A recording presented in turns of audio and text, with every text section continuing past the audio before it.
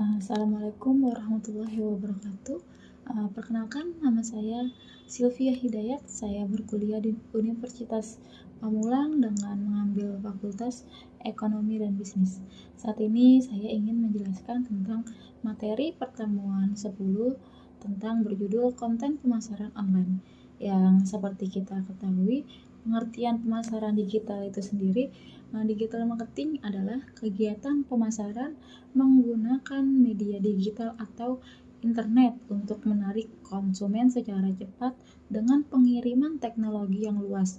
Perusahaan kini telah memilih pemasaran digital yang mencakup teknik seperti SEO, iklan online seperti mungkin Facebook dan Google, dan email marketing dan mobile marketing. Menurut definisi para ahli ada 3. Yang pertama, para ahli menurut Ridwan Sanjaya dan Joshua Tarigan 2019. Digital marketing mencakup kegiatan branding melalui blog, website, email, dan media sosial. Ada lagi tentang pemasaran digital melalui mungkin para ahli seperti Klein and Burrow pada tahun 2005 berbicara digital marketing adalah perencanaan dan pelaksanaan konsep pemasaran yang membangun hubungan dengan konsumen produsen. Menurut Heydrich and Struggles pada tahun 2009, digital marketing memanfaatkan dunia digital untuk periklanan dan pengaruh yang tidak langsung. Yang kedua, adanya konten pemasaran atau konten marketing. Konten marketing adalah strategi membuat dan menyebarkan konten bernilai untuk menarik audiens. Menurut Neil Patel, tujuannya adalah membangun relasi jangka panjang dengan audiens agar terhubung secara emosional. Pentingnya konten marketing itu tujuan utama adalah mempercepat siklus pembelian melalui tahap aware dan buy untuk meminimalisir keraguan konsumen. Yang kedua adalah siklus pembelian, awareness, membuat audiens sadar akan kebutuhan terhadap produk. Yang kedua adalah riset. Riset adalah audiens mencari tahu lebih lanjut tentang produk. Yang ketiga, confidence, membandingkan produk dengan kompetitor. Yang keempat, pembelian. Audiens memutuskan untuk membeli suatu produk. Ada lagi bentuk-bentuk konten marketing. Mungkin seperti infografik adalah menyajikan data dalam format virtual yang mudah dipahami. Ada pula website dan blog. Itu seperti menyediakan artikel dengan optimasi SEO untuk menjangkau atau lebih banyak audiens. Yang ketiga, podcast. Podcast adalah media audio yang memungkinkan audiens mengakses konten kapan saja. Seperti itu. Ada juga video. Video adalah konten video di platform seperti YouTube untuk menjelaskan yang lebih menarik lagi agar audiens lebih tertarik. Yang ketiga, buku. Mungkin alat branding yang audiens yang lebih serius. Mungkin seperti bisa dibaca-baca, seperti itu. Yang ketiga, itu mencakup skill dalam konten marketing. Itu meliputi komunikasi. Komunikasi adalah penting untuk menyampaikan peran kepada audiens dan bekerja dalam tim. Yang kedua, adanya menulis. Memahami gaya penulis yang cocok untuk berbagi format konten. Yang ketiga, bercerita. Bercerita adalah keterampilan dalam podcast atau video untuk mempertahankan audiens. Yang keempat, kepekaan terhadap tren. Mungkin mengikuti tren yang relevan atau konten yang ketinggalan zaman, seperti itu. Yang keempat adalah mungkin seperti viral marketing. Viral marketing adalah pengertian strategi pemasaran yang menggunakan media sosial dan platform digital lainnya untuk menyebarluaskan konten promosi agar menjadi viral. Strategi ini juga bertujuan agar audiens membagikan konten tersebut sehingga menyebarkan secara cepat dan luas.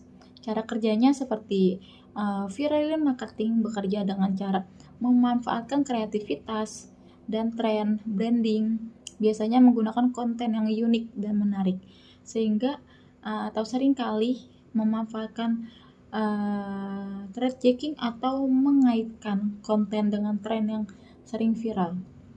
Contohnya mungkin seperti Shopee pernah sukses menggunakan viral marketing dengan merilis iklan Baby Shark yang mengangkat lagu yang saat itu populer. Hasilnya konten tersebut menjadi viral dan membantu meningkatkan brand awareness Shopee. Manfaatnya itu sendiri bisa meningkatkan branding awareness, seperti konten viral membuat lebih banyak yang mengenal dan membicarakan brand tersebut. Yang kedua, biaya relatif rendah. Dengan memanfaatkan media sosial, pemasaran dapat mencapai audiens yang luas tanpa memerlukan biaya yang besar. Yang ketiga, keterikatan dengan audiens. Konten yang menarik dan unik meningkatkan interaksi audiens dan memungkinkan audiens nih untuk menyebarkan informasi dengan sukarela.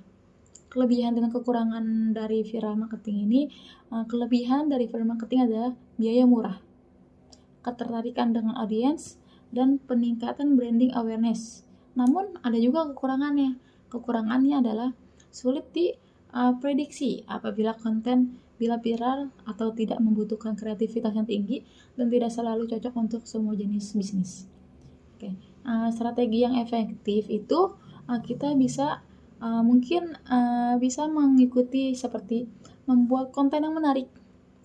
Ada juga mengenal target audience, menggunakan platform yang tepat, menambahkan unsur kejutan, atau menambahkan tindak cepat saat konten mulai viral. Yang kelima itu adanya buzz marketing. Buzz marketing adalah teknik pemasaran yang memanfaatkan komunikasi dari mulut ke mulut, seperti dari omongan satu ke omongan lain, atau orang lain ke orang lain, seperti itu. Terutama melalui bantuan influencer. Untuk mencapai buzz atau antisipasi yang tinggi terhadap produksi atau layanan baru. Strategi ini biasanya dimulai nih dengan pengenalan produk atau mungkin dari influencer atau komunitas tertentu sebelum peluncuran. Cara kerjanya itu seperti buzz market bekerja dengan menciptakan narasi yang menarik seputar produk yang baru akan diluncurkan.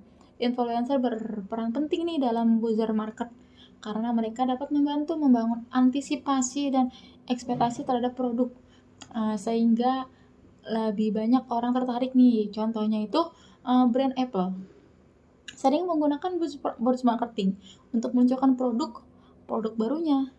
Mereka biasanya membangun ekspektasi yang tinggi melalui teaser atau eksklusif sebelum meluncurkan produk tersebut. Manfaatnya itu adanya kecepatan penyebaran, seperti informasi dari mulut ke mulut, penyebaran cepat melalui media sosial. Yang kedua adanya duta merek. Duta merek ini sendiri adalah konsumen atau influencer yang menyukai produk dapat menjadi duta merek. Yang ketiga, biaya hemat tentunya memiliki lebih banyak rendah dibandingkan pemasaran konvensional karena tidak memerlukan banyak iklan. Yang keempat, pengenalan merek itu seperti membantu meningkatkan kesadaran atau terlibatan dengan brand. Tetapi ada perbedaan nih antara viral marketing dan buzz marketing. Tujuan utamanya adalah viral marketing ini fokus membuat orang membicarakan kampanye itu sendiri, sedangkan buzz marketing lebih fokus membuat audiens membicarakan brand. Adapun perbedaannya kecepatan penyebaran nih, mungkin seperti buzz marketing biasanya menjadi viral lebih cepat karena melibatkan influencer yang sudah memiliki audiens yang luas. Implementasi dan praktek terbaik nih dalam menerapkan kedua strategi ini penting untuk memperhatikan waktu, target, audiens, platforms, dan tingkat keterbatasan dengan audiens. Kedua teknik ini juga dapat meningkatkan awareness dan popularitas, namun juga perlu diiringi kontrol narasi untuk menghindari reaksi negatif dari audiens. Seperti itu materi yang dapat saya sampaikan. Bila ada salah, mohon maaf dimaafkan. Assalamualaikum warahmatullahi wabarakatuh.